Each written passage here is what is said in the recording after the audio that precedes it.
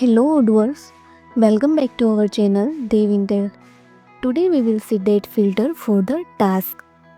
That which in available date filters, and using this filter you can see which task is created in which date. So let's see about that. You can see here our module Dev Task Filters. First install this module, so click on this activate button. Now our module is installable. First go to projects, go to tasks and see here these filters: yesterday, today, last 7 days, 30 days, this week, last week and this year. Using this filter you can see date wise data or task. I want to see 2 days, so see here today's task is.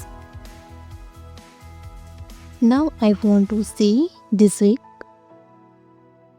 so this week's in created task display here. And if you want to see totally this year, so select and display here. Thank you.